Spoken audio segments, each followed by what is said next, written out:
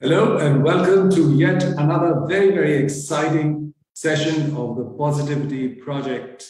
My name is Dheeraj Singh and I'm the director of the Idea Lab at MIT World Peace University in Pune. And I have the privilege and honor of introducing Shahabuddin David Less. He comes from a long tradition of meditation and finding this resolution to conflict both within and without. He has been instrumental in bringing traditionally hostile and conflicting people together. His Abrahamic reunion group has been really playing a very key role in bringing the Palestinian people and the Israeli people together into conversation on the same page, starting out a dialogue between people. David has been traveling across the world, visiting different traditions, mystic traditions, finding and learning from different traditions. He was in India in the 70s for the first time, and that's where he went to Kerala and also to Uttarakhand, where he actually found a teacher and he learned from him and so many different other traditions. So David actually, in a sense, symbolizes the Rig Vedic tradition, or the Rig Vedic verse, which says that the truth is one, but the sages know it as many different things. So he is actually a seeker who has been finding the truth and finding ways to resolve different conflicts across the world, and why he's so important in our time today, in our pandemic time, where we have been separations have been driven between society, between people, and people have stopped talking. There's too much hatred, especially on the medium that was supposed to bring us closer together, which is the social media, and there is absolutely no end to it. So people and peacemakers like David Less become very important in our world today, and it is extremely great fortune of mine to be introducing Shahabuddin David Less to our Positively Project session today. So welcome, a very warm welcome to you, David Shahabuddin Less, and from here on, the stage is yours. Thank you. First of all, thank you, Sangeeta Singh and the Positivity Project.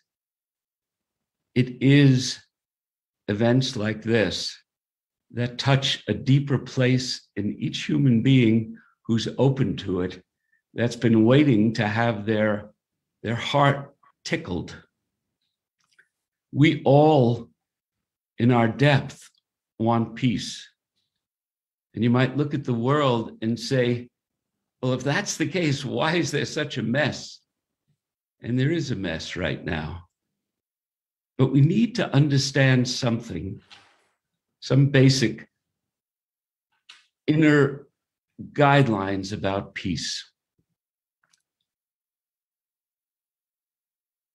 Every religion at its core teaches that the pure essence, the pure soul, is absolute stillness. All manifestation comes out of stillness. And yet, we live our lives in the opposite way. Everything that begins to emerge from stillness is vibration. All manifestation is vibration. The whole physical, mental universe is all vibration. But we don't accept this, even though we know it's truth. So if you imagine life as a line from the source, which we'll say is absolute stillness, to extreme movement, the absolute stillness is peace. It's not a peace that is comparable. It's pure, it's essential. As we move further and further away from that peace, we begin to get denser, heavier, more individuated, and we lose the gift that our soul, our spirit, whatever word you wish to use, intends to experience, which is to experience that state, that purity, while in the physical body.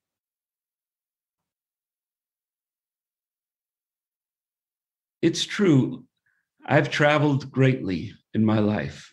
I've lived in India, I've lived in Indonesia, in Bali, I've lived in China, I've lived for a short time in Japan, and certainly in Europe. And what did I learn? I wasn't just running hither and yon out of fun. I knew from when I was a little child, I knew that there is a singularity behind all the diversity. I love that people are different. I love that we're individuals. I love that we each create in our own way. What I don't love is when we begin to lose more and more contact with the very fine vibration that is the beginning of that line that I spoke of.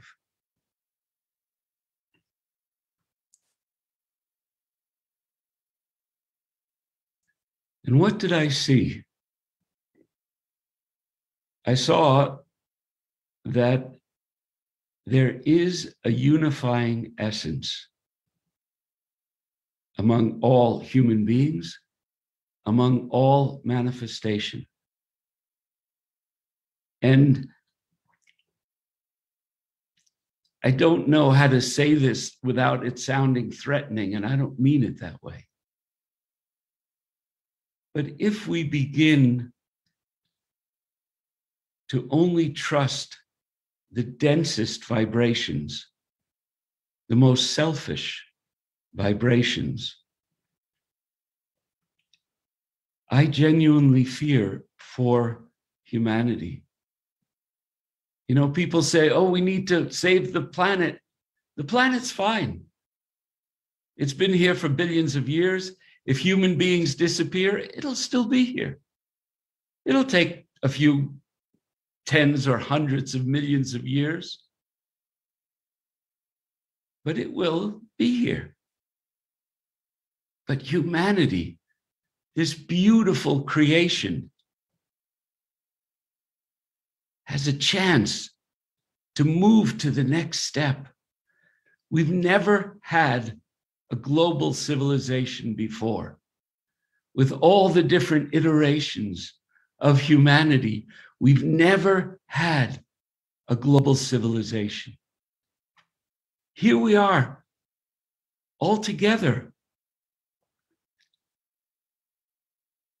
You're in India, you're in Europe, South America, I'm in North America. And somehow we're connecting, we're focusing globally.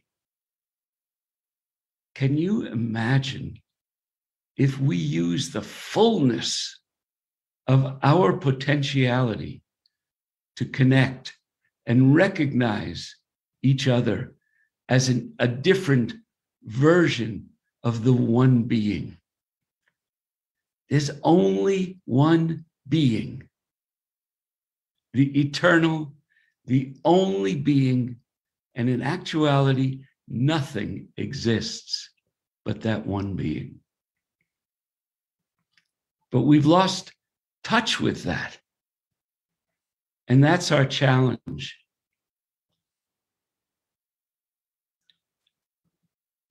Diraj mentioned the Abrahamic reunion.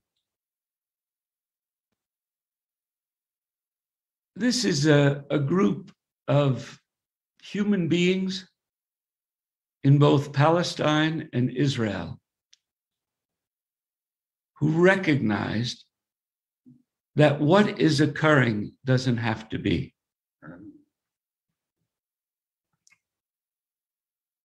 That there are ways to peace. There are ways to understanding. And what we did is we followed a simple hypothesis. And it's called the contact hypothesis.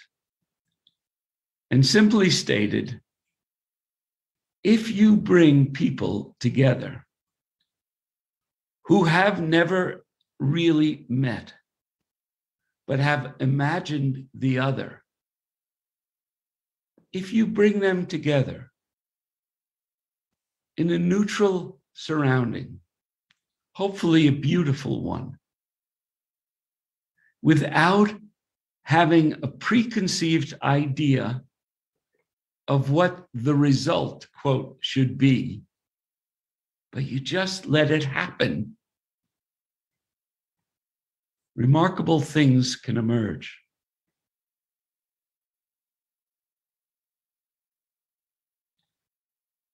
So we started bringing people together again and again. Some would leave and say that was a waste of time. But some began to shift their point of view. And in shifting the point of view, it releases the tension from the heart chakra.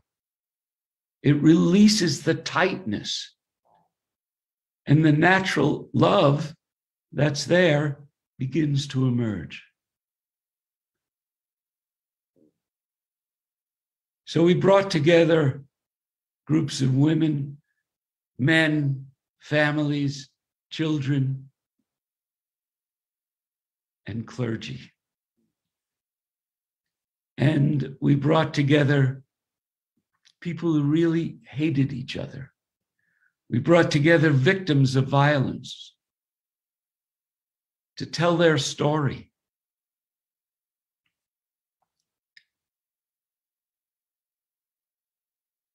Maybe I can tell you a story to give it a little perspective, one that comes to mind.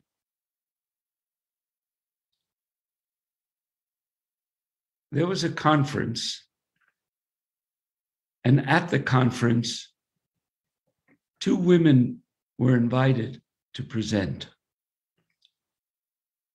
One was a Palestinian woman whose nephew, it was an extended family, had been taken in by Israeli security and, let me say gently, was treated quite badly. The other, an Israeli Jewish woman, whose son was the recipient of caustic acid thrown at him over much of his body. And miraculously, he lived. Well, these 2 women don't know each other, and they go to this conference, and they get their rooming assignment, and they're in the same room to sleep, the accommodation.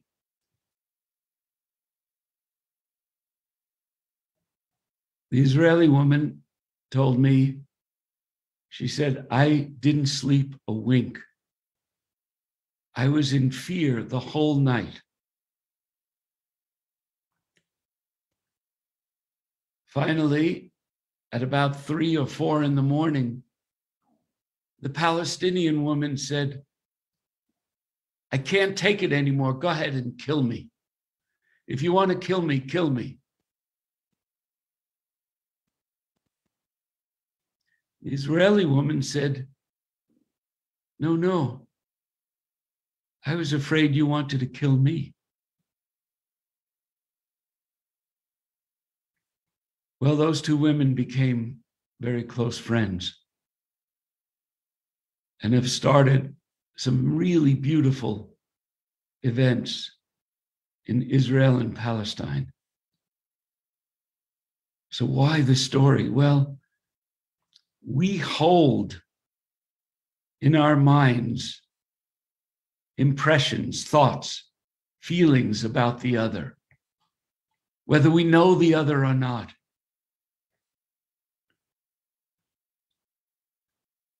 You know, the great thing about Homo sapiens, and the reason we, excuse me, we rose up above others is because we can imagine.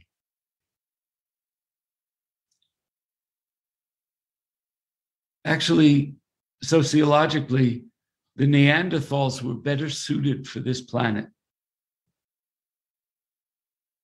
Their bodies were stronger. They were better at hunting and so on. But they couldn't imagine a community. And that's our gift. We can know the other. We can feel the other. What's happened now is we've made relationships a business. Yeah, I'll give to you, but you have to give to me. I'll be kind to you, but only if you're kind to me. I'll love you, but only if you love me. Every single religion has the same golden rule. Do to the other. See the other as yourself. It's universal.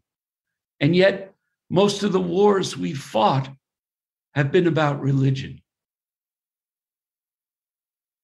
because we only see separation.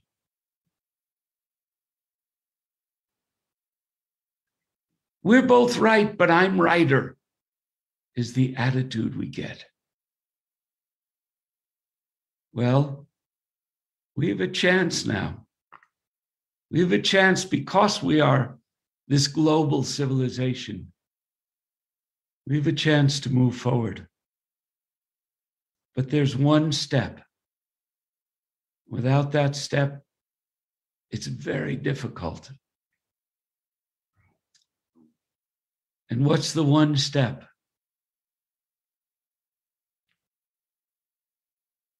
It doesn't do enough to want peace. We must. And you know, as a spiritual person and teacher, I rarely say must. We all have to do what we do, but we must experience our own inner peace. Without that, it won't work.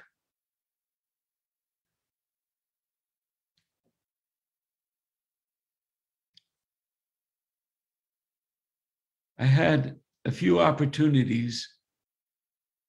I hope you don't feel like I'm name dropping, but it's so real, to spend time with Mother Teresa. And she told me this story, and it stayed with me. She said there was a time in India, in Kolkata, and people were really lacking food. And she said, I had just begun my work, and someone gave me a large bag of rice. And I divided the rice into different portions. And I went to a family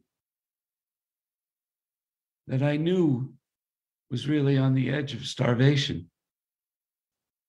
And I gave the mother the rice.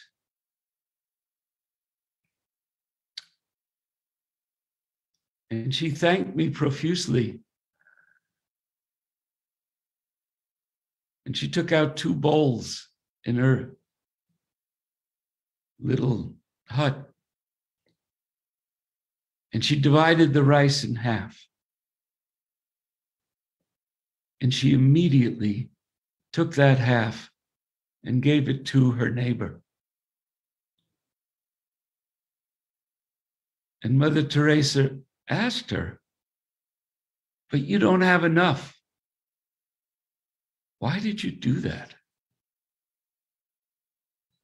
And she said, if I didn't do that, I couldn't have eaten any of the rice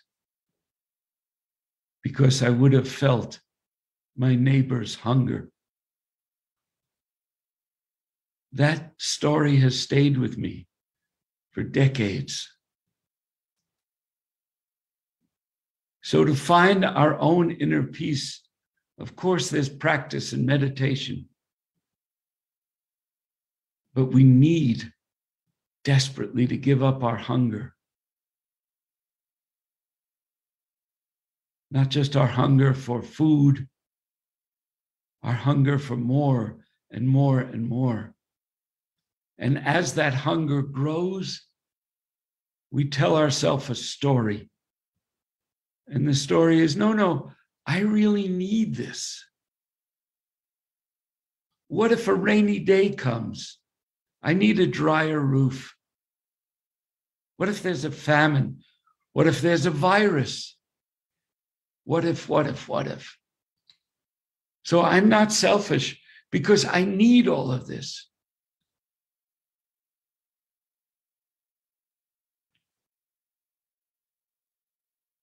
What is the human ego? What is it? Originally, it was the force that kept us alive. It was the need for the human race in its infancy to survive. If another group, another clan, another tribe had food and we didn't, we took that food. It wasn't acceptable by today's standards, but then it was necessary. But that ego, instead of evolving, in many people has stayed in that state.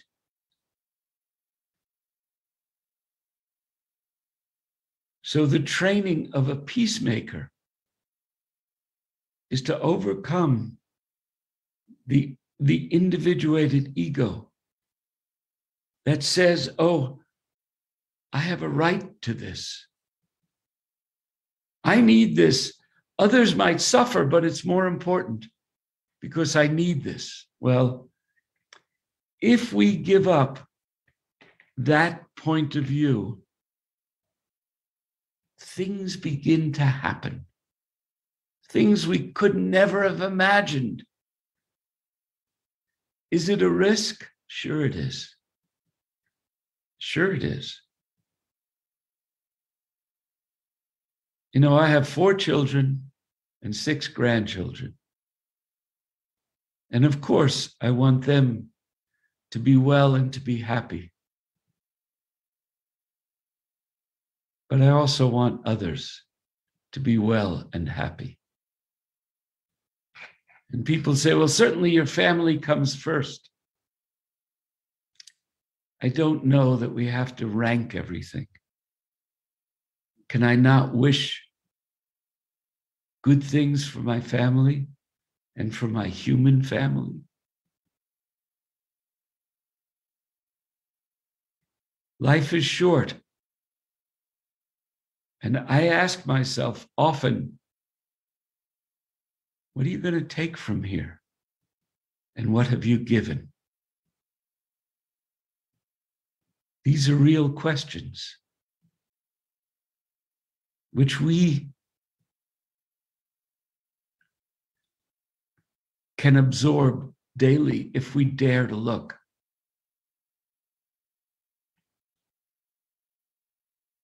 The soul, the spirit, whatever you wish to call it, is pure. And as it emerges from the absolute stillness, it goes through denser and denser planes of manifestation. In each plane, there is less connection with the source because it covers itself with denser and denser coverings. The last stop on the journey is physical manifestation, the human being. You know, the word human is very interesting, especially in this venue.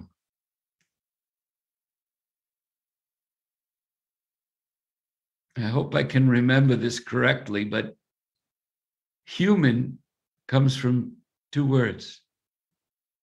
One is hu or hu, which in many traditions means God.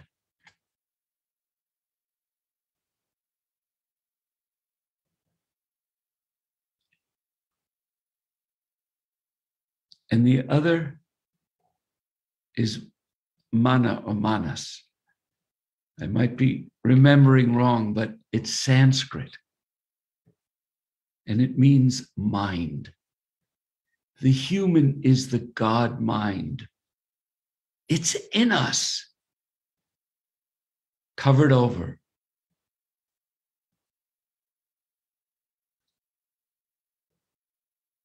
When we leave here, we leave this body.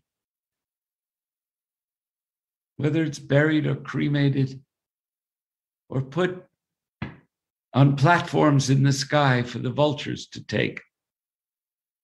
One way or another, this body goes back to the planet. We've borrowed it from planet Earth. We have to give it back. But the mind continues. The next world after the physical, as we know, is the world of mind. It's where we go in our dreams.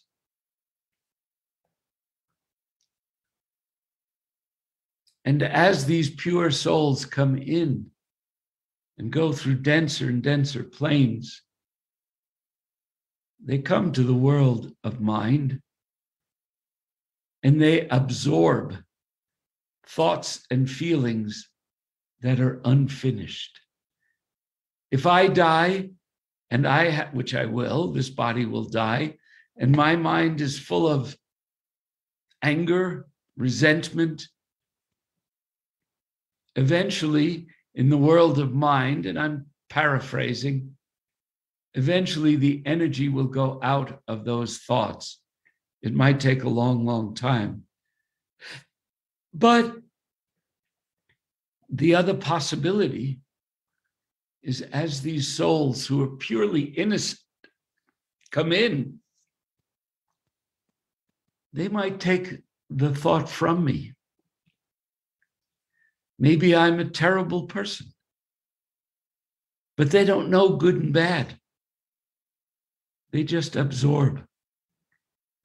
This is really the understanding of karma. Because we are one being, what occurs to the individual is at the level of oneness acceptable. What occurs to the individual at the level of separation is not acceptable. When I see my neighbor is hungry, I don't have to think we're all one. I know they're hungry.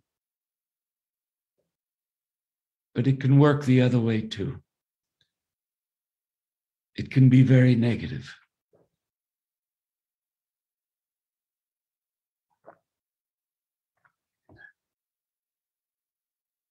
Let's go back to the line of vibration. One end is very fine, and it gets denser and denser and denser until it becomes very gross. The fineness is peace. And where is that peace? It's within each of us. the denser becomes the area of sensation. We like to experience things. We like sensation. We like excitement. Well, we like it, we got it. We've got it. But we become more habituated to sensation.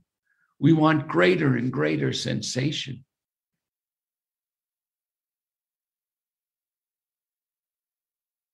Look at what's acceptable today. Just look in the media. Violence is acceptable. It's a sensation. Racism is acceptable. It's a sensation. Exploitation of other human beings, that's a sensation. We accept it because we keep covering ourselves, and it becomes more and more habitual, and we become more and more justified in our limited points of view. And it's a tough, tough habit to break. But we can. We seek more and more external sensation, and it goes up, and we say, oh, this is great. And then it comes down. No, I need greater sensation. What originally started really as joy, the joy of being a physical human being, then becomes hell.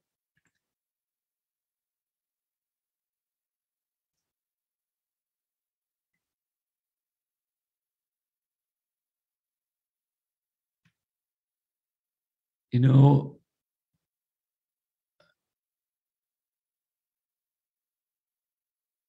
I know people who have incredible wealth, incredible. And they tell me that there was a period when they never thought they had enough. And the numbers they said, which they didn't think were enough, were so huge. But some of them have really transformed. And they now understand that they need to create a space of inner peace. Otherwise, there's never happiness. And I had a teacher who I was with for 48 years. And he told me a story about his teacher. And his teacher was a young man. His name was Inayat Khan. And he was in Hyderabad. And even at 19, Inayat Khan was a great musician. And the Nizam, the ruler of Hyderabad, heard about him. And he said, come, play for me. And this young man played for him, played the veena. And the Nizam went into a state of ecstasy. And he had him come back again and again. One day he said to young Inayat, I want to show you where I really live. And he took him through the different rooms of the palace, and he opened a door into a room that was just painted wall, no images, just one color. And on the floor was a straw mat. And he said, this is where I sleep. This is where I live. And then he said an amazing thing. He said, "This is my real palace."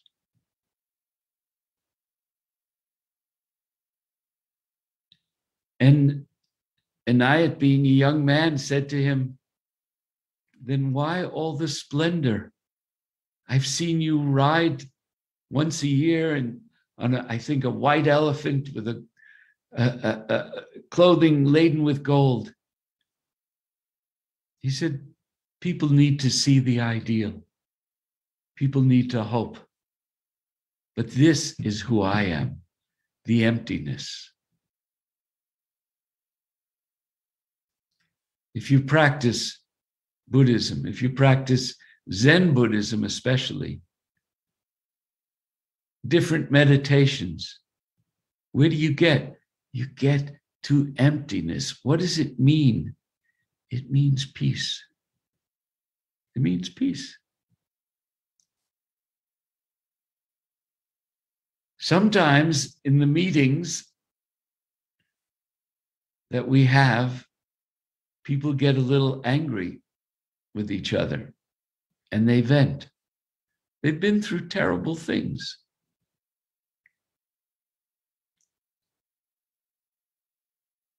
And what do we do? What do I do? I don't say, "Oh, stop, stop, stop. This won't get you anywhere." That's from here. I sit and I find my own place of stillness. And the other peacemakers that work together with us have trained themselves to not react, to find the place of peace, and then breathe. Breathe peace in and peace out. Eventually, the flame dies down. And something else happens. We each, human being, if you dig deep enough, have an ideal of God. We each know we're connected, but we need to experience it. So maybe we can do a meditation for a few minutes. Before we do, Dhiraj, do you have any questions? Comments? Not yet, but we could take them after we finish the meditation. Good, good. Okay.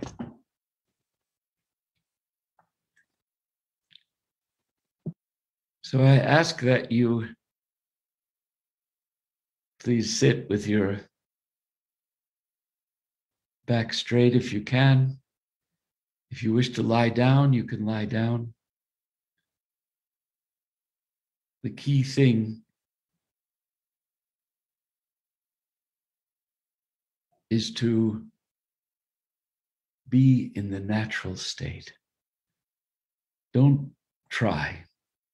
Don't try. And I need to just tell Sangeeta, I'm very aware of the time. I never go over the time. I don't want you to worry during the meditation. Anybody, just relax.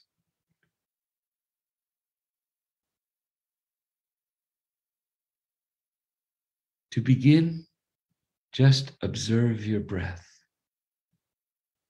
You can even say, I am breathing in and I am breathing out.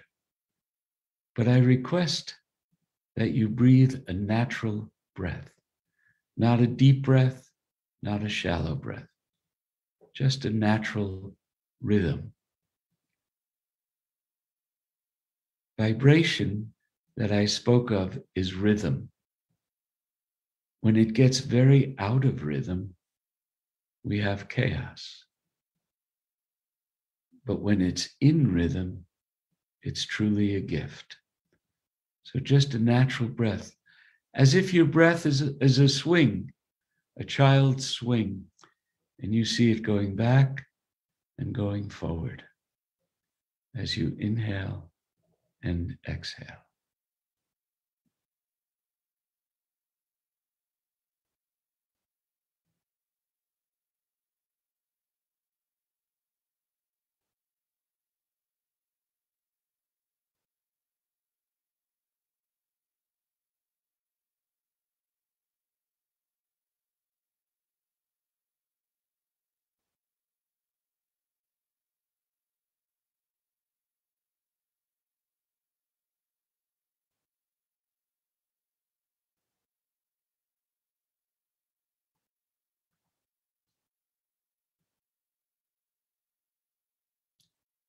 Now, regardless of what your mind is thinking,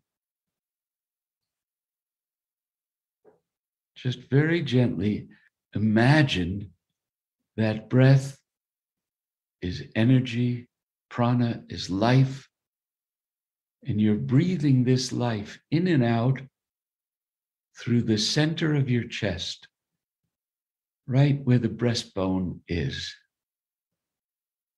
Natural breathing.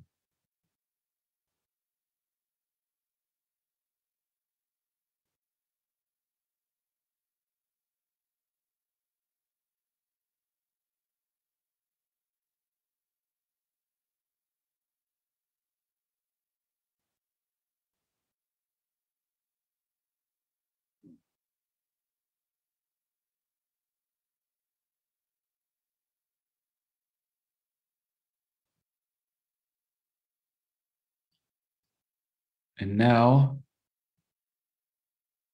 instead of just breathing in energy, breathe in joyous energy. Breathe in joy. Natural breath.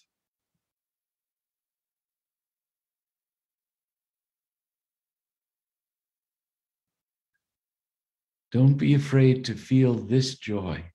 This is the pure joy. This is the joy that has no opposite. It's not sensation, it's exaltation.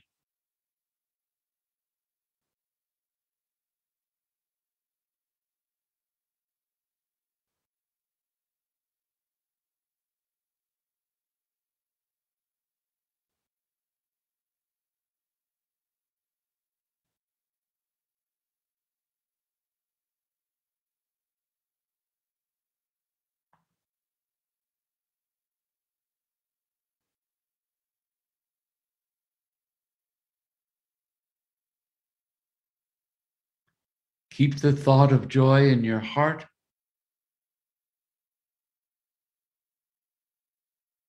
And take in some long breaths of joy. So you're going to breathe joy in and joy out.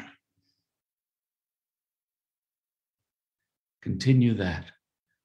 Deep breaths, long breaths of joy in and joy out.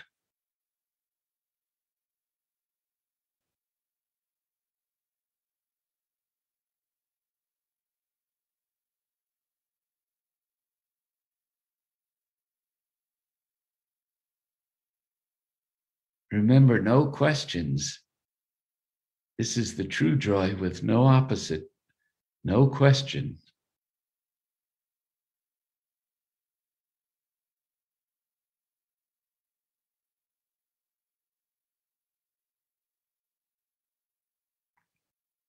Now take in some short breaths of joy, in and out, shorter than your natural breathing. Joy in, joy out, joy in, joy out.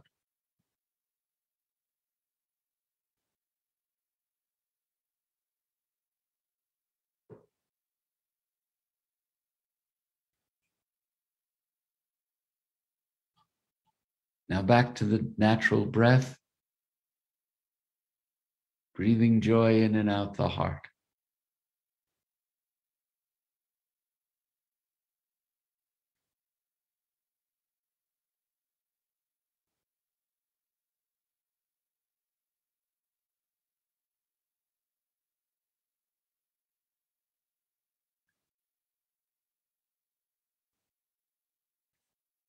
Now we're going to switch the feeling. And remember, these are the feelings from the depth.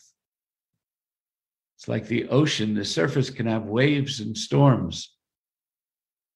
But if you go deeper, it's still.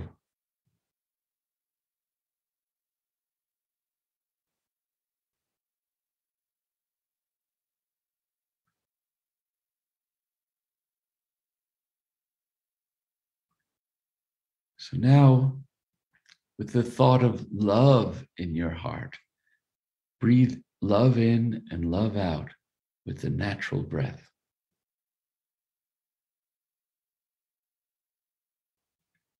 Remember, this is the love without question, not why or who. It has no opposite.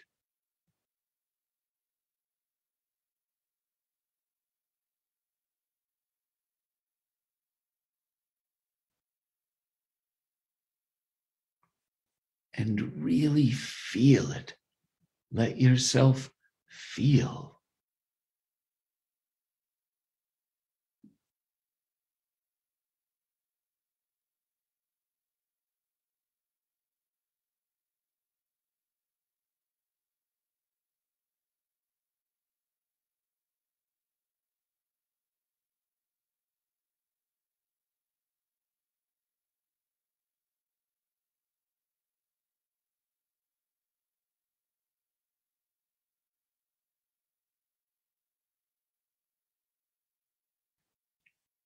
Now, with the thought of love in your heart, take in a long breath of love and let it out. Take these long breaths of love in and long breath of love out. Just keep repeating.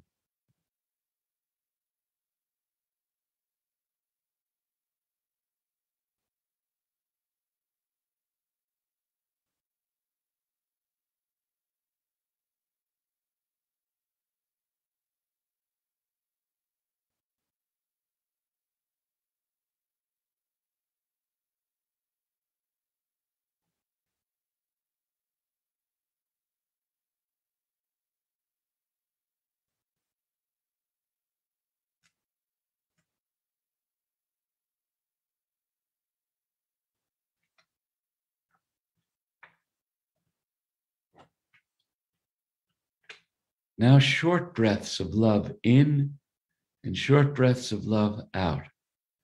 Love in, love out. Keeping centered on the heart chakra.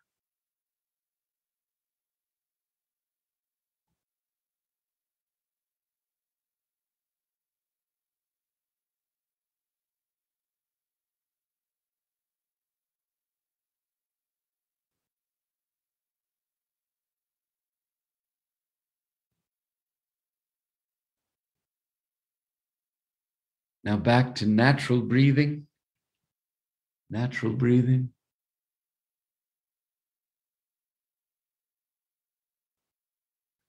Breathing love in and love out naturally.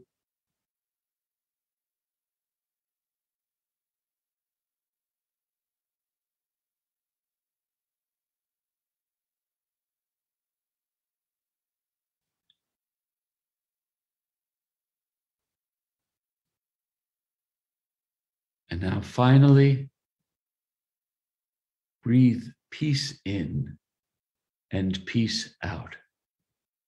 Just the natural breath of peace, centered in the center of the chest, in the heart chakra.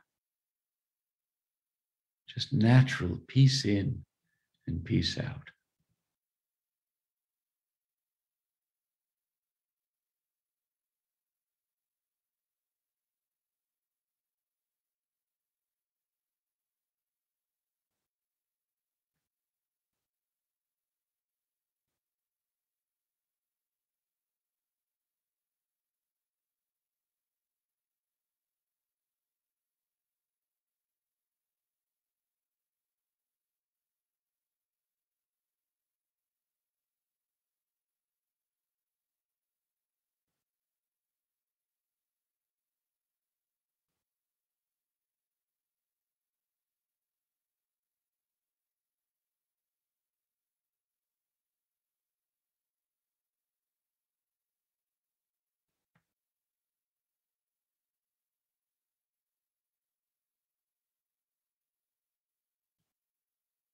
Now, long breath of peace in, long breath of peace out, and repeat that.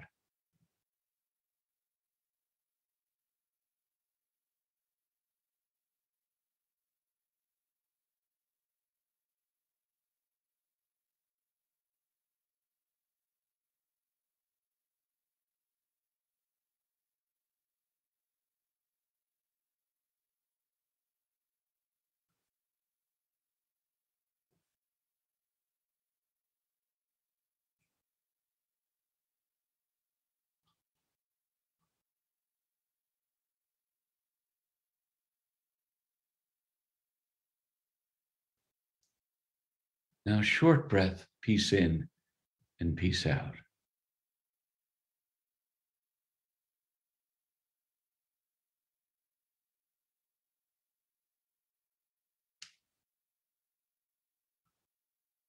Now, natural breath of peace.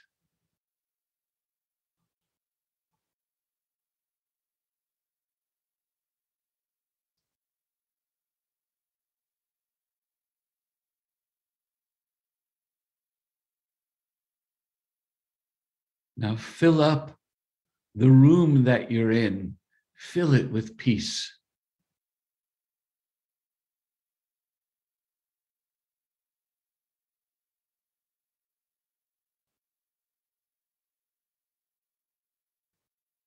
Now cover the town or the city where you are, blanket it in peace.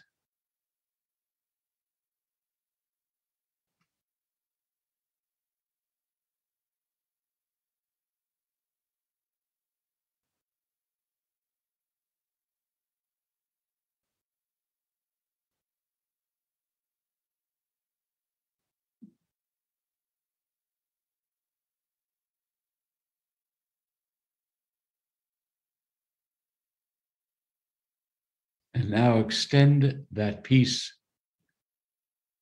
beyond distinctions and differences and blanket our beautiful, lovely planet with peace.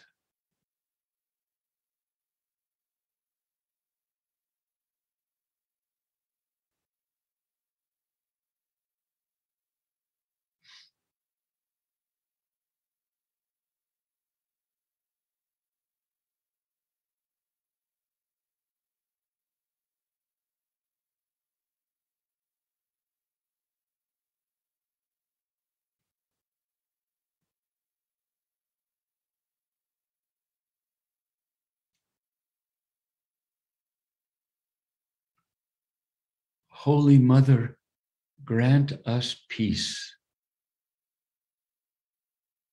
Holy Mother, bring peace to our bodies. Let them be healthy, full of life and light, and filled with peace. Holy Mother, bring peace to our minds, that we may withstand the difficulties of life on earth with peace.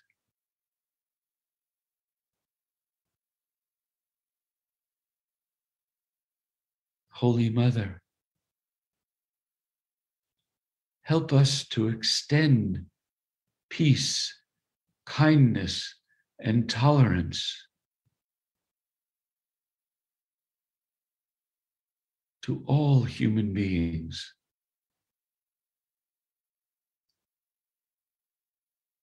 Even those whom we love but don't really like.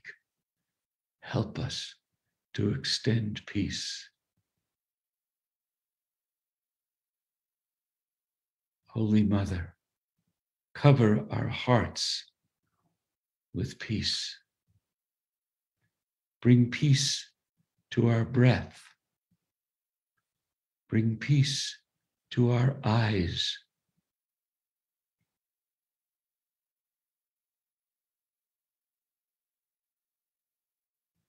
Bring peace to our very essential humanness. that we may become an instrument of your holy peace.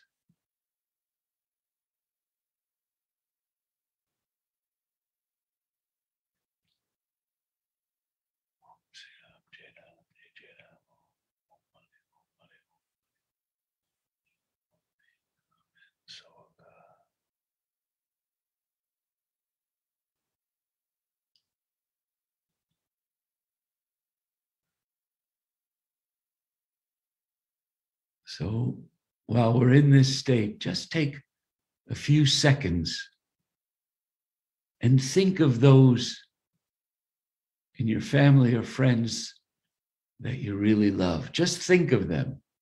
Don't wish anything. Just feel them. Connect with them. Don't pray that they do what you want. Just feel them.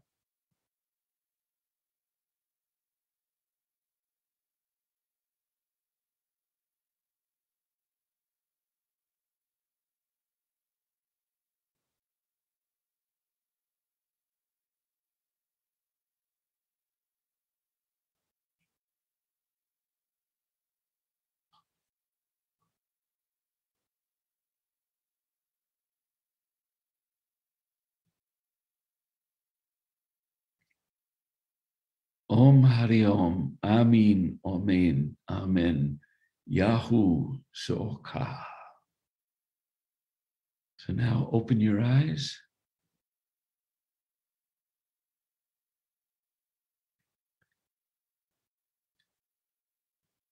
So we have 2 minutes. I want to take just a moment to thank dear Sangeeta Singh, the Positivity Project, and Diraj Singh. The world is intoxicated now, and the work you're doing is going to awaken sobriety. Sobriety is not bad. Sobriety is love. It's our natural state. So I'm happy to be part of this and to support it. In my final minute, this picture above my head was taken by Swami Sundaranandji over 20 years ago. It's above Gangotri in the Tapavan Glacier, above Gamok. This lake does not exist anymore. It's happening all over the planet. So our work, our meditation is not just for ourselves. It's for all of humanity. So thank you. Deep blessings on you all. And may we live for in peace. Giving us that wonderful exposition on peace and inner resolution and finding solutions to some of our gravest problems that the world and we as individuals are facing. Thank you once again for joining us on the Positivity Project. Good luck and for all your initiatives in the future. Thank you.